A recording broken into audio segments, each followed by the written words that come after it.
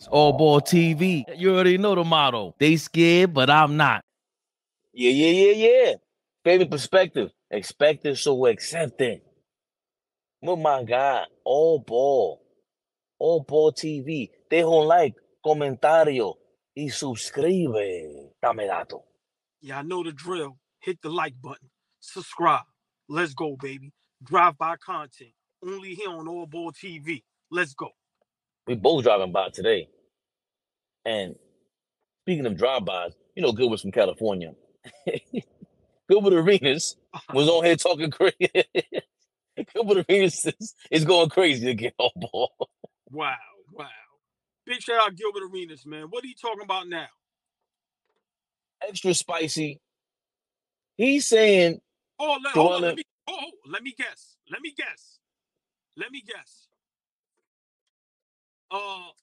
Joel Embiid played last night, and I don't think nobody expected that. Is that what it is? Yeah. Shams is reporting that reigning MVP Joel Embiid will be returning to the court as early as tonight for the Sixers game against the Thunder. Really? Embiid has participated in multiple 5-on-5 scrimmages in the past few days. So the Sixers were 5th in the East when Embiid went down back on January 30th, had surgery on February 6th, and they are 11-18 since he's been sidelined, dropping to the 8th seed, but 2.5 games behind the Pacers for the 6th spot with 7 games remaining. Before the injury, Embiid was looking to repeat his MVP, averaging a career-high 35 points a game, close to 12 rebounds, 6 assists. So, Gil, we'll start with you. Now, you're not the biggest fan of Embiid trying to return to the court, but whether you like it or not, it's happening. How should the Sixers approach integrating Embiid back into the lineup and managing his minutes before these playoffs? The fact that if that is the question, that you're going to manage his minutes when he comes back, defeats the purpose of him coming back. You got 12. It defeats the purpose of you got to work him in. You can't just say go play 36 minutes. Again, so if you can't play 36 minutes going into the playoffs, then why are you bringing him back? You're only bringing him. There's no upside here. What is the upside of bringing him back? You're going to manage his minutes, right? And then when you really need a game, you're going to throw him out there knowing that he ain't 100%. And where do you expect to go in the playoffs? It's a first-round loss. You either have 8 seed Boston or 7 seed Milwaukee. There's no upside. You can't get to the 6 seed. Oh, they out of here. So you're going to have a play-in game that you're playing what? Your best player 20, 21 minutes, 15 minutes, and then your first round is going against Boston or Milwaukee with you've missed 2 months of basketball? Yeah, that playing game wouldn't be for 2 more weeks at least, so.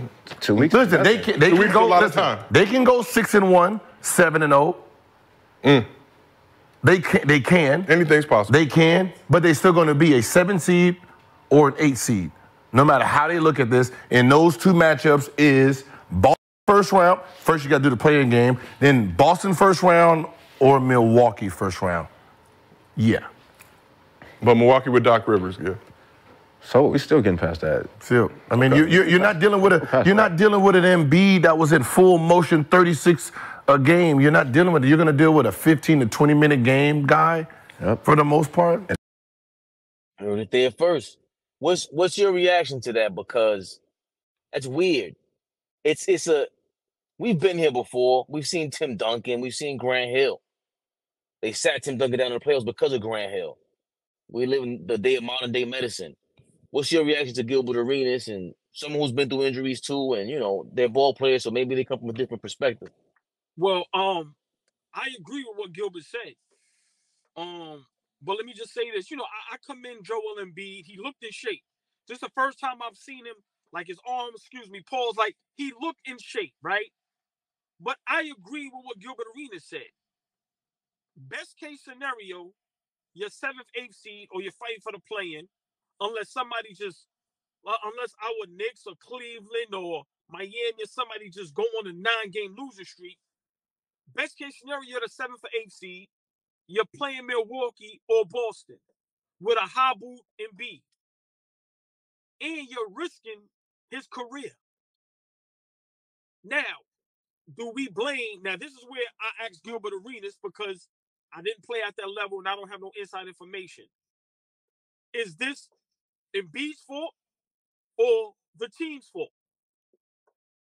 Did the team tell Embiid, no, you cannot come back, and he forced his way back, or was it mutual? So that's what I really want to know. But Gilbert Arenas is right. I don't understand why you rush him back. He's a big man, a lot of weight. You already know a lot of big men, they feet, they knees. That's where the problems is always. If he's not 100%, I don't bring him back. I don't think Embiid right now 100% their championship team. So for me, bring him back for what? You know, is it ticket sales? Is it to fill a state? I don't know.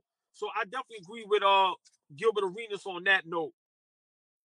I just pray and hope that he doesn't get injured again or re-injured. But yeah, it's not good because, like Gilbert said, you're not getting out the first round. I don't care what nobody say. Like Gilbert said this also. He's on a restricted minutes. So, all right, the playoffs start. You're not playing him 40 minutes. You might not be able to play him 30-plus minutes. And he played 30-plus minutes last night. The Philadelphia 76ers, y'all are playing a dangerous game. For what reason? I don't know. But let me tell you this. This is the reason why he may be getting out of Philadelphia. And maybe he's putting on for teams that want to trade for him. And hopefully it'll be our Knicks. That's my little conspiracy. Okay, let me start showing them that I can come back in shape. Because remember, that's always what they talked about with Embiid. Him not being in shape, him not taking the game serious, him not being aggressive, being dominant. And then let's not forget, the Joker is making everybody forget about Joel Embiid. I'm saying it here. So this is the first time y'all hearing this. And watch people start talking about this. The Joker is making Joel Embiid irrelevant. Did you see his numbers last night? Exactly. So, listen, Philly playing a dangerous game, but Joel Embiid, for me, I don't think his whole career he's ever been 100% healthy. I agree with Gilbert on this. I don't think he should have came back. The other guy that Joker was matched up against, Wemby, solidified superstar. He talks a lot, even more so than Embiid.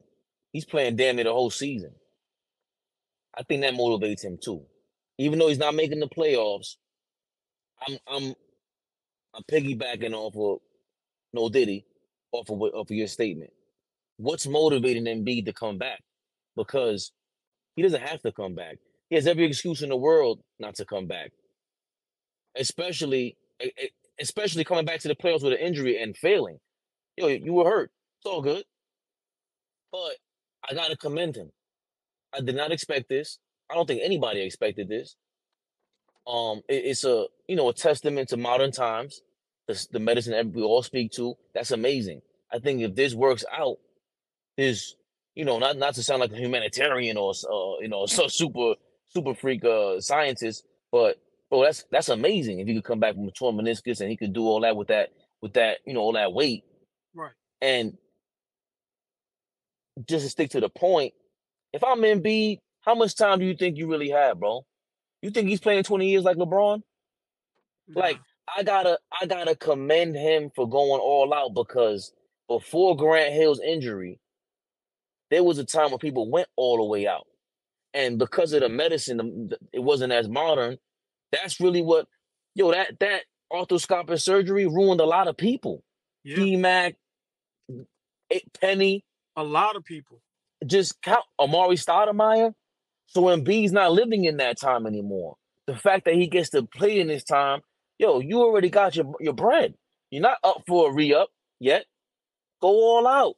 I can't be mad at this. I don't know if they forced him.